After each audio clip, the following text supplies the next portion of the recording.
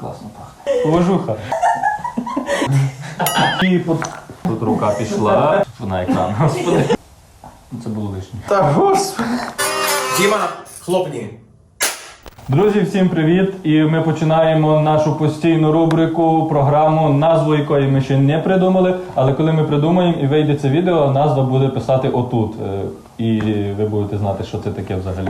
Словом, тут я розказую про музичні інструменти, які ми використовуємо в нашій творчості, щоб ви більше дізналися про українську інструментальну культуру. І наш перший інструмент – це колісна ліра. Це інструмент мандрівних співців, таких мінестрелів, які ходили по селах, які співали духовні канти. Цим самим заробляли собі на хліб. Зазвичай це були сліпі чоловіки, які ходили по селах. Вони біля церков, вони співали духовних кантів про Ісуса Христа, про Божі заповіді, таку на релігійну тематику. Це було основним заняттям цих мандрівних співців, так як вони були сліпі. У них був поводир, якась дитина зазвичай, яка водила їх по селах, і була навіть певна мова цих мандрівних музикантів, кобзарів. Це було не дозволено в певний час, це переслідувалось. Є такий фільм «Поводир», в якому розповідається вся ця історія. Там, де на тебе чекають,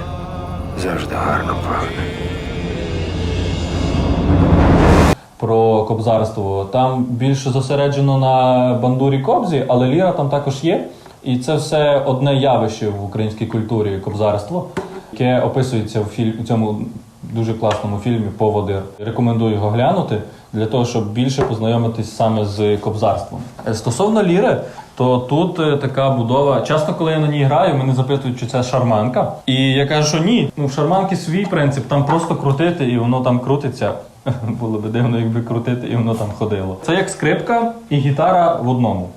Тільки в скрипці є смичок, а тут є колесо. Оце колесо, воно виконує роль смичка. Чим її відмінність від гітари? В гітарі ми струни притискаємо до ладів. У лірі ми лади притискаємо до струн. От таким чином. Ми нажимаємо і лади перетискають струну, тим самим вона скорочується і вже є інакший звук. А тепер приклади звучання. До речі, це буде такий трохи цей.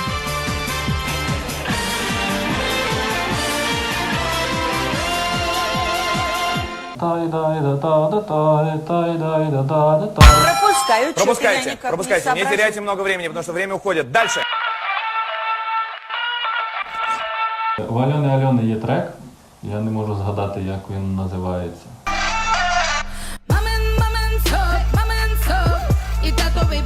«Мамин суп», здається. Там мотив такий, і це колісна ліра грає. Насправді, це може знає тільки звукорежисер, який це робив, і Альона. Але це запис лірний. Або це просто моя уява і фантазія. Але я чув цей запис, і, там є ліра. Якщо там нема ліри, Альона, напиши, що там нема ліри, щоб я знав, бо я спати не можу, я мучусь. Я думаю, там є ліра чи там нема ліри. Послухайте і скажіть. І тепер приклад звучання.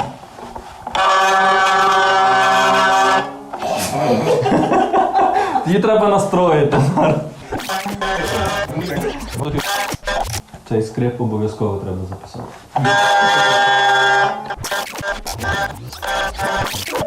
Тут ще треба зав'язати вузол. Це пасок безпеки, щоб швидкість не перевищувати, знаєш, коли граєш, щоб ти не залетів.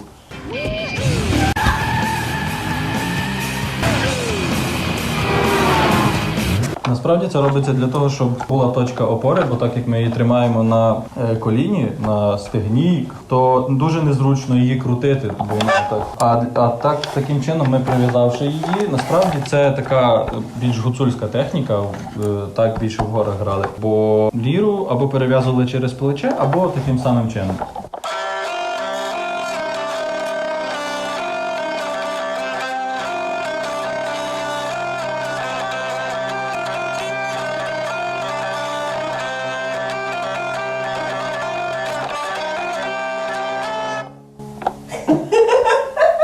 Багато хто може зазначити, що вона дуже схожа з волинкою, бо І в волинки, і в ліри однаковий розподіл звуків. Це бас-бурдон, налаштований в тоніку, потім квінта, налаштована в квінту, і мелодія, налаштована в тоніку і вже грається на тонах. Такий самий розподіл звуків і у волинки, і в ліри. Нихуя не понял. Ну, очень интересно, понимаете? Дальше посмотрим.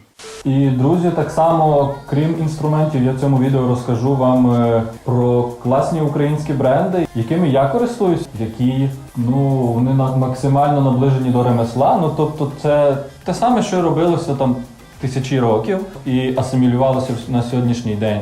І ще для того, щоб ви не казали, а зараз такого не роблять і так далі. Насправді роблять, просто нам треба про це знати. Щоб вас познайомити з цими брендами, я сьогодні розкажу про ті, якими я користуюсь.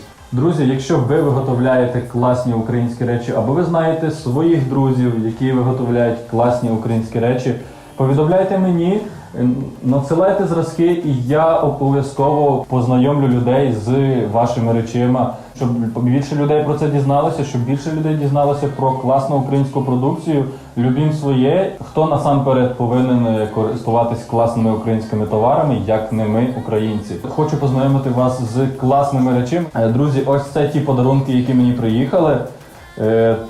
Коротко розкажу про кожен з них. Це домашнє українське варення, повна банка називається. Дуже класне, воно, по-перше, воно без цукру, по-друге, воно дуже круте, бо тут карпатська чорниця, надзвичайно смачне, і є багато різних смаків, не тільки чорниці. Насправді було 4 банки, це єдине, що лишилося, оце пів баночки, бо я не втримався, поки ми зняли відео, я не втримався, я з'їв 3 банки. І оце ще пів трошки цієї. Оцею ложкою. Що я буду розказувати, господи? Я просто буду їсти, а ви дивіться, як я прекрасно цим смакую. Бо, розказувати про їжу можна тільки під час їжі. А ця ложка, вона зроблена моїм другом Владом Горбачовим. Він є в інстаграмі, ви можете його глянути, подивитися. Він мені подарував її в Одесі на гешефті, і вона надзвичайно ергономічна. Вона така, якби машини були такі, як ця ложка, вони були б набагато швидшими. Бо тут воно настільки все точно і ергономічно, і тактильно.